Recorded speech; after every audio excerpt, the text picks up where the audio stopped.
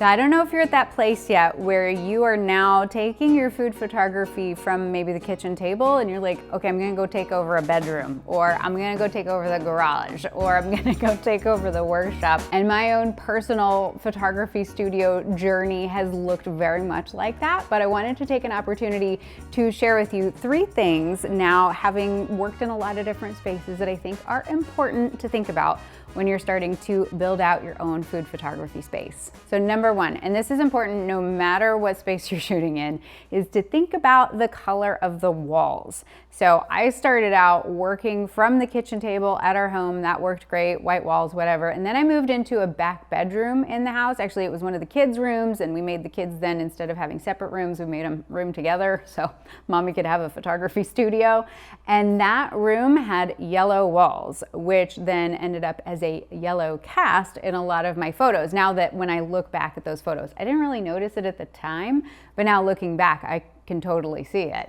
And so one of the things that's helpful, and actually that I did in designing this space, was that the area next to where I do the majority of my photo work, I painted that wall a neutral gray. And I actually took in the color checker card with the 18% gray and had the paint store color match to that 18% gray. Now maybe there is like a specific color out there that is a neutral 18% gray already. I'm not sure what that is. Again, it was easier for me to just take in my card and say, match it to that gray right there. And that's worked out great because now I'm not getting any color cast in my scenes, light bouncing off the walls, that I've got a nice neutral gray. So then consideration number 2, and again, this comes back to lighting. I mean, so much this is all lighting.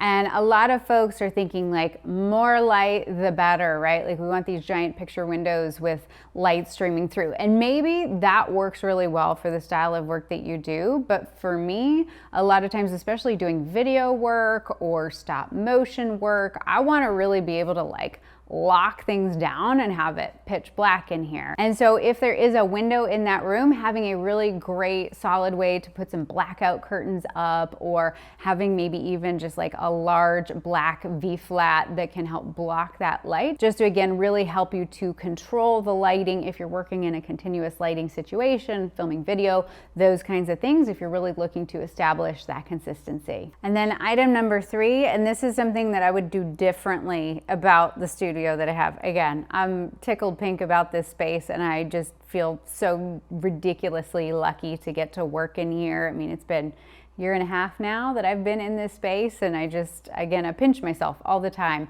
But there are definitely things that I'm like, I would have done that differently. And one of the big ones is, as much as we were like, okay, let's have tons of outlets, like outlets everywhere, there's no such thing as too many outlets, especially outlets in the floor. There is one outlet in the floor that's near the table where a lot of times like clients are working or people are congregating, hanging out, and sometimes I'll run power there for lights and other things. But now in retrospect, I would have put even more outlets all over this floor, all over the walls. Like I'm still always running into, I need another outlet. So if you are building a space brand new, like put more outlets, and then put even more than you think you need beyond that, because enough is never enough. But I want to know, where are you currently doing your food photography? Are you doing this at home? Are you renting spaces? If you've taken over a back bedroom, are you in a garage or built in a back patio or a shed? I want to know. And I want to know too, what are things that you love about the space that you're working in,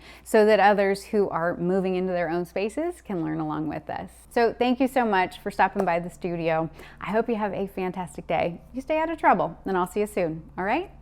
Bye.